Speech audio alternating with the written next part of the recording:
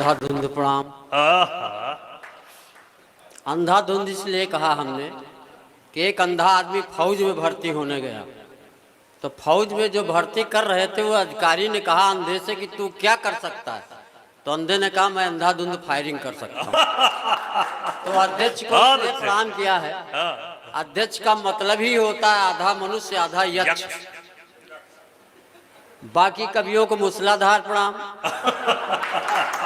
कवियत्री को हमें लगा कह रहे मूसला होके प्रणाम। कवियत्री को धुआंधार प्रणाम। धुआं धुआं बचा है, धार खत्म हो गई है। आप सभी आरा के प्रबुद्ध साहित्य प्रेमियों को चैला फार प्रणाम। संचालक और संचालक की ऐसी तैसी इतनी देर से बैठे हैं, हमारा ताव ठंडा हो गया कि कब हमारा नंबर आएगा। असल में हमारी जो चेसिस है, डॉक्टर गोविंद गजब की जो चेसिस है,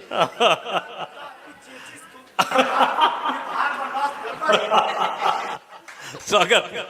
ये आखिरी तक पहले रहना, ड्राइवरी की शान की बात है दादा। मैं इसलिए ऐसा हूँ कि मैं बोतल का दूध पी के बड़ा हुआ। और ये संचालक महोदय भैंस को उठा के चूस लेते थे, इसलिए तालियां इनके लिए थोड़ा एक बार जोरदार तालियां बजाइए। हमको जब भी मिलते तो कहते हैं नरकंकाल जी तुम तो सूखे हुए कंडे लगते हो। हम कहा आप तो डायनासोर के अंडे लगते हो।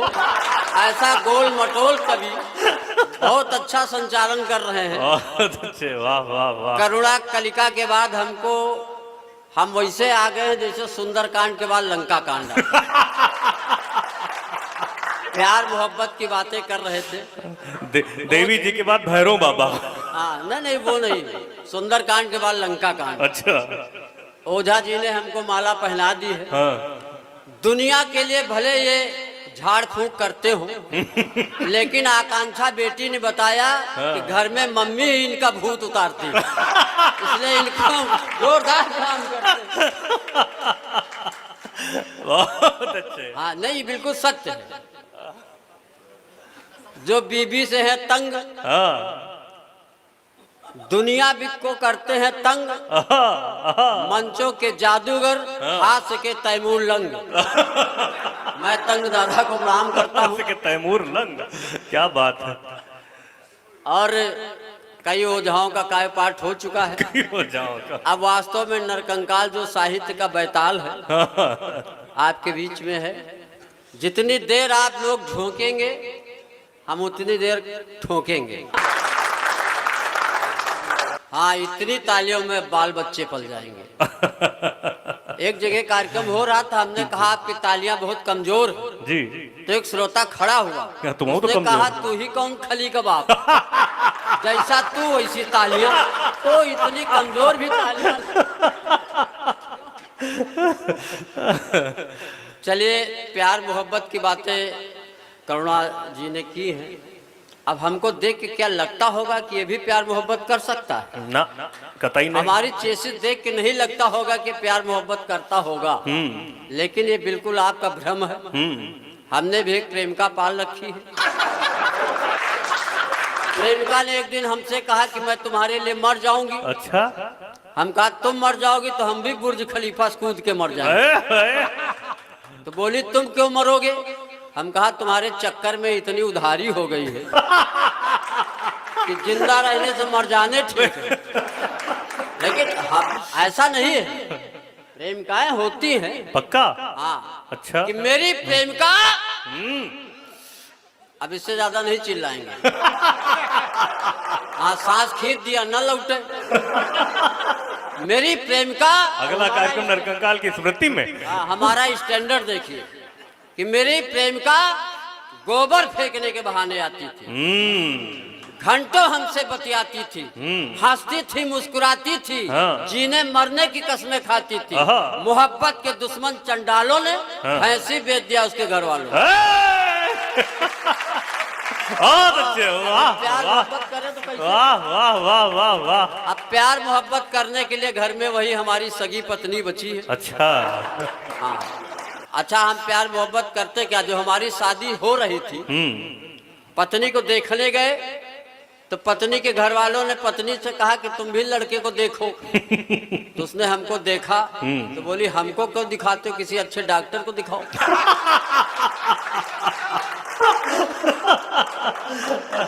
हम डॉक्टर के पास गए, डॉक्टर ने 3 महीने हमारा इलाज किया। तो हमने एक दिन डॉक्टर साहब से कहा, अध्यक्ष जी कि आपने 3 महीने इलाज किया, हमारा ब्लड टेस्ट किया, सीटी स्कैन किया, एक्सरे किया, अब बताओ हमें बीमारी क्या है। तो डॉक्टर ने कहा तुम्हारी बीमारी तो पोस्टमार्टम के बाद ही बताएंगे। तो ऐसे डॉक्टर को प्रणाम करता हूँ। अभी एक एम्बुलेंस रोड पे आ रही थी, लोगों ने कहा कि आदरणीय नरकंकाल जी थोड़ा रोड से बाहर रहिए, नहीं तो एम्बुलेंस आ रही है। इन्होंने कहा ये आपको अस्पताल पहुंचा देगी, तो उन्होंने कहा अस्पताल तो नहीं पहुंचाएगी, सीधे पोस्टमार्टम हाउस लेके जाएगी। हमने कहा काहे, क्या थोड़े देर में पहुंचना तो वहीं है। आदरणीय स्वागत है नरकंकाल जी। नहीं, बायो लैब में हम ही लोग मिलते हैं आपको। और नरकंकाल का मतलब मैं बता दूं, यहाँ बिहार में काफी दिनों बाद आया हूँ।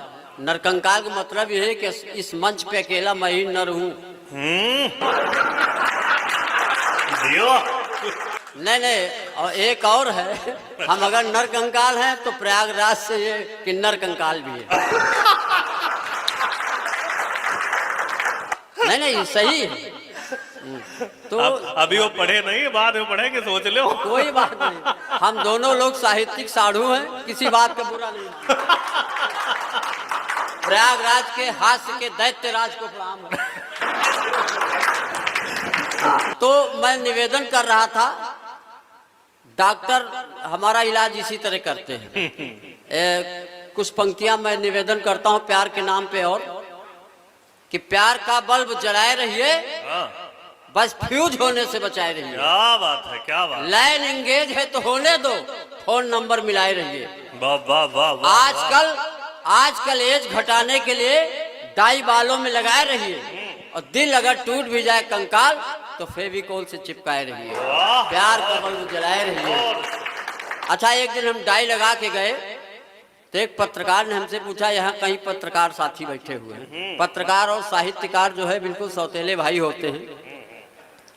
तो कहा, वो एक पत्रकार ने हमसे कहा, नरकंकाल तुम डाई लगा के क्यों आए हो?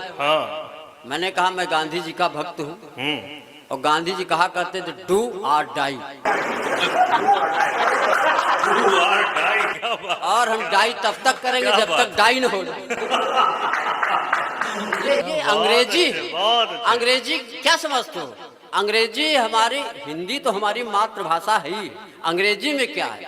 अंग्रेजी जानवरों की भाषा, हु हाउ कुछ है अंग्रेजी। हमारा एक मित्र था, वो एसडीएम के यहाँ चपरासी हो गया। एक दिन हम मिलने गए एसडीएम साहब से, तो हमने चपरासी से पूछा कि साहब हैं? तो कहीं नहीं, उनका ट्रांसफार्मर हो गया। हमने कहा यार बहुत अच्छी अंग्रेजी बोलते हो। तो चपरासी ने कहा और क्या, साहब के अंडरवियर में 10 साल से काम कर रहा हूँ। अंडरवियर में? तो ये अंग्रेजी ऐसे लोग बोलते हैं, बड़ा कंफ्यूजन हो जाते हैं लोग। चलिए मैं कुछ पंक्तियां पढ़ता हूँ, हर जगह शादी ब्याह का माहौल है। जी स्वागत। तो कुछ पंक्तियां मैं पढ़ता हूँ। स्वागत स्वागत। अभी अंबानी के बेटे की शादी हुई, इसके बाद पहले प्री वेडिंग हुई थी, तब एक कविता हमने लिखी थी, वो आपके बीच में पढ़ता हूँ। और ये सारथी परिवार के जो यूट्यूब चैनल है, इसके लिए पहली नई रचना है। सुनेगा पवन भाई कि वाह रे विधाता कैसे कैसे खेल दिखाता है। वाह रे विधाता तू कैसे कैसे खेल दिखाता है। कोई तो एड़िया रगड़ रगड़ कर जीवन भर मर जाता है, पर 2 वक्त की रोटियां बड़ी मुश्किल से कमाता है। और कोई केवल कमर हिलाता है और करोड़ों रुपए कमाता है। बहुत अच्छे। इतना बड़ा पेमेंट तो इंद्र ने जयंत के विवाह में किसी अप्सरा को नहीं दिया होगा, जितना अंबानी से रिहाना ने लिया होगा। बहुत अच्छे, वाह वाह वाह वाह वाह, बहुत अच्छे। इतना बड़ा पेमेंट तो इंद्र ने जयंत के विवाह में किसी अप्सरा को नहीं दिया होगा, जितना रिहाना ने 70 करोड़ लिया था शायद। 75 रिहाना ने अंबानी से लिया होगा। और कबीर कहते हैं झुलनी का रंग सांचा, जोई पहिना सोई नाचा। सूरदास कहते अब मैं नाचो बहुत गोपाल। तुलसी बाबा लिखते हैं नाचत ही निस दिवस मरो। बिल्कुल। गब्बर भी कहता नाच बसंती नाच, वाह। और नीचे बिछा दिए कांच। क्या बात। रिहाना ने कभी कहा था भारत तू गरीब लेकिन तू कितनी है बदनसीब। उसी देश ने नाच मेरी बुलबुल कि पैसा मिलेगा कहा कदरदान तुझे। वाह वाह वाह, कमाल है दो, वाह क्या बात, क्या टिप्पणी। 4 पंक्तियां और पढ़ता हूँ। बहुत अच्छे, वाह। मैं निवेदन करता हूँ कि जितना पैसा शादी में खर्च कर रहे हैं, हाँ। जितना धन एक नचनिया के ऊपर लुटा सकते हो, इतने में तो हजारों गरीब कन्याओं का विवाह करा सकते हो। और इतने गरीब कि रिचार्ज बढ़ाकर शादी का खर्चा चलाएंगे। क्या बात है। इतने वाह, वाह, गरीब वाह। कि रिचार्ज बढ़ाकर शादी का खर्चा चलाएंगे। हाँ। जियो का नाम बदल कर अब हम लोग मरो दिखाएंगे। वाह वाह वाह, जियो का नाम बदल कर कमाल है दो, अब लोग वाह, हम वाह, वाह। मरो धराएंगे। हाँ। और भी रिचार्ज की कीमत बढ़ सकती है सिम धारकों। आहा, आहा। अब हमारे लोगों के पैसे से लोग हनीमून मनाएंगे। कमाल है, कमाल। ये आप लोगों का प्यार मिल रहा है, आशीर्वाद मिल रहा है। हालांकि देश में 2 ही वाद हैं जिनमें कोई विवाद नहीं, एक आशीर्वाद एक धन्यवाद। बाकी तो देश में सब विवाद है, क्या बात। जातवाद, भाषावाद, प्रांतवाद, इन्हीं विवादों में देश हमारा ग्रसित है। दद्दू, बिहार की धरती को प्रणाम करता हूँ जी। ये दोनों लोग ऐसे लग रहे हैं कि जैसे बलिया के बगल में झारखंड। हाँ। नहीं, हम तो रायबरेली से हैं, वो झारखंड से हैं। कश्मीर के बगल में तमिलनाडु। लक्ष्मी जी के साथ शनिचर। इतना करिया नहीं ना। अरे बिल्कुल कुछ कोई कवि जो है, अब ये ओझा जी कह रहे थे बाहर से बुलाए कवियों को, बाहर से बुलाए। हमको बड़ा बुरा लग रहा था। बाहर से कौन आता, सब अंदर से आते हैं। क्या बात। ये सब ना कहा करो गुरु। हाँ, ये सारी चीजें थोड़ा जब समझ में आवे तब तालियां बजाना, कोई जल्दी नहीं है। हम कहीं कहीं खड़े हो गए कार्यक्रम में, खड़े हुए जैसे माइक पे एक श्रोता ताली बजाने लगा। हमने कहा गुरु एडवांस में काहे बजा रहे हो? कहीं पिछले साल जो पढ़ के गए थे अब समझ में आया।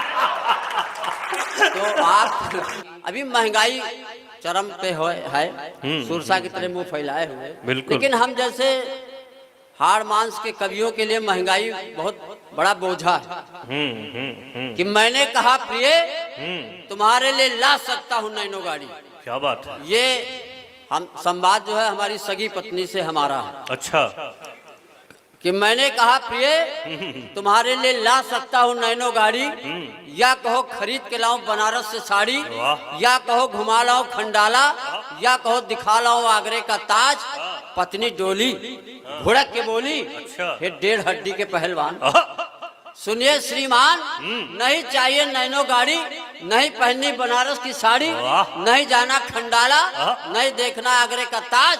अगर ला सकते हो तो ले आओ 3 किलो आलू, 5 किलो प्याज। क्या बात है, क्या बात है, क्या बात है, क्या बारीक व्यंग किया था। कमाल है, कमाल। हमारे यहाँ ऐसे ही व्यंग चलते। अच्छा। हाँ, जब रायबरेली से चले, ऐसे बता रहा हूँ अमेरिका से हम रायबरेली से आए हैं। रायबरेली से चले तो हमारी पत्नी ने कहा जान आरा जा रहे हो। हाँ। हम कहा जान क्यों बोलती हूँ? तो बोली जानवर कहने में लंबा हो, थोड़ा शार्ट में कह रही हूँ। मैंने कहा रानी ये सब ना कहो। तो बोली रानी को कहते हो? मैंने कहा नौकरानी कहने में भी लंबा। नहीं, हम लोगों के साथ अक्सर यही होता। हम पत्नी के साथ जब कहीं जाते हैं तो रास्ते में गधा मिला। अच्छा। तो पत्नी ने कहा गधे को देख के देखो तुम्हारे रिश्तेदार खड़े। हमने कहा ससुर जी प्रणाम। लेकिन आप लोग न कहिएगा नहीं आर्थोपैडिक में मिलोगे। हाँ, ये सब हम लोगों के यहाँ चलता है। एक दिन हमारी पत्नी गिलास में दूध लेके आई। अब आपकी कमजोरी का राज समझ में आया। हाँ, हमारी पत्नी गिलास में दूध लेके आई। ओझा जी दूध पीते हैं आप? हाँ, वही हम कह रहे थे, दूध पीते हैं। झूठ ना बोलो। अच्छा, ये असल में वकील हैं। जो वकालत करता हो वो दूसरे से कहे झूठ न बोलो। एक बार एक आदमी इनके पास आया और कहा, वकील साहब हमारा पत्नी से झगड़ा चल रहा है, हम तलाक लेना चाहते हैं। अच्छा। खर्चा बताओ। तो उन्होंने कहा 25,000 रुपये लेके हमारे कल शाम को घर आओ। जब वो 25,000 रुपये लेके इनके घर गया तो देखा ये खुदे बर्तन मांज रहे थे। बहुत अच्छे, वाह वाह, कमाल अब्दू। तो ऐसे वकीलों को हम प्रणाम करते हैं। वाह। हाँ, इनको खुद नहीं पता संविधान में कितने अनुच्छेद हैं। हमने इनसे पूछा कि संविधान में कितने अनुच्छेद हैं, कहीं अनुच्छेद तो नहीं पता लेकिन सब छेदे छेद हैं। इनकी हम वकालत को प्रणाम करते हैं। हाँ नहीं, ये सही है। ऐसे तो इनकी वकालत की जमानत जब्त जब करवाते ये थे। किसी कब्रिस्तान से निकलते तो मुर्दे खुद इनसे पूछते, वकील साहब हमारा केस चल रहा है कि खत्म हो गया। तो भाई बहुत अच्छा, ये हास्य की भी वकालत करते हैं और देश के सबसे बड़े हास्य के जादूगर और सबसे ज्यादा वायरल फीवर है ये, संक्रामक रोग है, कोरोना से ज्यादा खतरनाक वायरस है। बहुत अच्छे। चलिए, यह जब से पाकिस्तानी भौजी आई है हाँ। पूरी मीडिया में इसी की खबर छाई है। वाह। हर न्यूज चैनल वाले ले रहे साक्षात्कार, मानो हो रजिया सुल्तान की रिश्तेदार। पबजी खेल खेल हुआ प्यार आ गई, सीमा करके सीमा पार आ गई, और गदर में सनी देओल ने उखाड़ा था नल, या पूरी बोरिंग उखाड़ आ गई। वाह वाह वाह वाह वाह। या पूरी बोरिंग उखाड़ आ गई। कोई कहता है पाकिस्तानी जासूस है, कोई कहता दगी हुई कारतूस है। वाह वाह वाह। और सुनेगा अगली पंक्तियां पढ़ता हूँ कि जब जब इस देश को विदेशी माल भाया है, इस देश पे कोई न कोई संकट गहराया है। वाह वाह वाह वाह। ईस्ट इंडिया कंपनी से प्यार, भारत पर अंग्रेजों का अत्याचार। इसलिए बेटा सचिन, जिसे खा रहे हो समझ कर बिरयानी, देख लेना कहीं निकलना है सुपर्णखा गिनानी। क्या बात ना है। जाने बेचारे कितने पत्नी का दुख झेल रहे हैं, और सचिन सीमा की लव स्टोरी देखकर हमारे गांव के बुढ़े भी पबजी खेल। लेकिन मैं देशभक्ति की 4 पंक्तियां पढ़ के पाकिस्तान को जवाब देता हूँ। स्वागत स्वागत। हाँ, हालांकि हमने बहुत पहले आइडिया हमको आ गया था। अच्छा। एक कविता की 2 पंक्तियां सुनाता हूँ, हमारी पुरानी कविता है। स्वागत स्वागत। कि पति परमेश्वर है जिसकी खातिर वेद वाक्य बेकार। पति परमेश्वर है जिसकी खातिर वेद वाक्य बेकार, और 4 बच्चों की अम्मा प्रेमी संग फरार। बेचारा पति ढूंढे कहाँ कहाँ कैसी कैसी, तुम कह जाओ तोरी ऐसी कैसी। नहीं, बिल्कुल सही। पति बहुत अच्छे, बहुत अच्छे। पति और पत्नी को मिला के एक शब्द बनता दंपति। जब तक दम तब तक पत्ती। तालियां बजा के समर्थन करिए। बहुत अच्छे, वाह। तो सीमा के लिए 4 पंक्तियां पढ़ता हूँ कि सीमा जो दूसरे की सीमा में घुस गई हो, प्रेमी के प्यार में इस तरह पगलई हो, सचिन भले झिंगुर हो लप्पू हो, 4 लड़के आए हो 8 लड़के जइयो। ये भारत का शौर्य है। और एक अंतिम कविता मैं पढ़ के अपना स्थान लेता हूँ, क्योंकि अभी हमारे आदरणीय अखिलेश दद्दू, मैं तो इन लोगों की अगवानी में काव्य पाठ कर रहा हूँ। अगर इस कविता को आप लोग राजनीति का चश्मा लगा के न सुने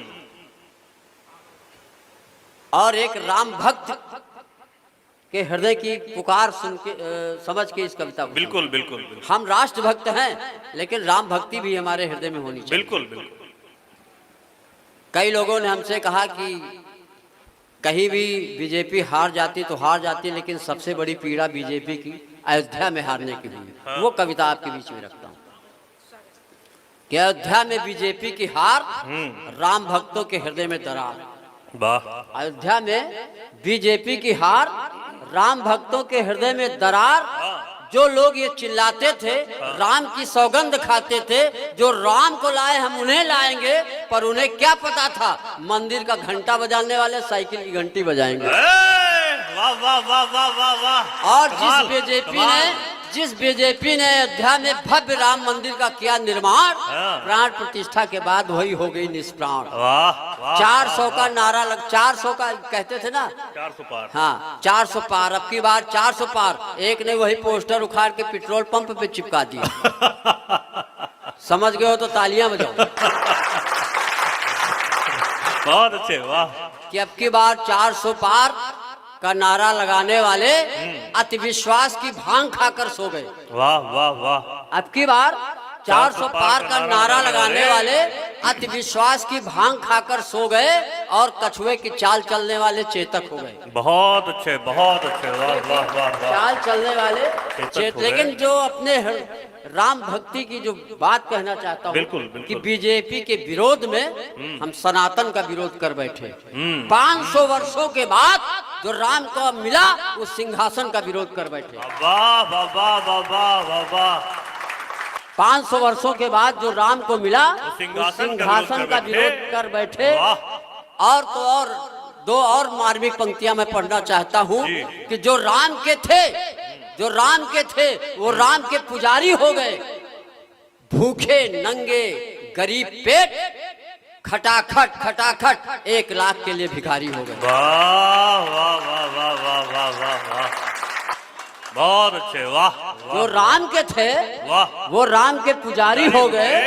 भूखे लालची पेट खटाखट 1 लाख के लिए भिखारी हो गए। इसलिए किसी क्रिश्चियन ने आज तक ईसाई का और किसी मुस्लिम ने विरोध नहीं किया इस्लाम का जितना हिंदुओं ने विरोध किया सनातन और श्री राम का। बहुत अच्छे, वाह वाह वाह।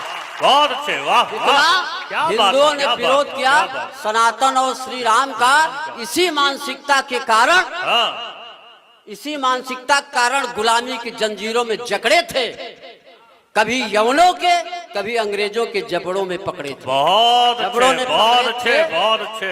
भले ही और एक बात और बताना मैं भूल गया। बता दो। भूल इसलिए गया कि नाम का प्रभाव, हाँ। नाम की शक्ति का प्रभाव हर जगह पड़ जाता है। इसीलिए अवध में अवधेश जीतता है और लल्लू हार जाता है। क्या बात है, क्या बात है, क्या नाम की शक्ति का प्रभाव हर जगह पड़ जाता वाह, है। वाह। इसलिए अवध में अवधेश जीतता है और लल्लू हार जाता है।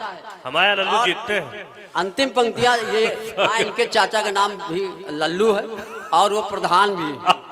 अब जिस गांव का प्रधान ही लल्लू हो, तालियां हो जाए हमारे संचालक जी। एक बार मैं इनके यहाँ गया था। बहुत अच्छे, बहुत अच्छे। तो हमने एक टिप्पणी किया था कि आजकल हर कोई कहता है कि प्रधान खा गए। हमने कहा खाएंगे नहीं तो जिंदा कैसे रहेंगे। एक बार एक प्रधान के पेट का ऑपरेशन हुआ तो ईंटा निकला। तो डॉक्टर ने घर वालों से कहा कि परेशान न हो, जल्दी लाए हो इसलिए ईंटा निकला। देर करते तो खड़ंजा निकलता और देर करते तो भट्ठा निकलता।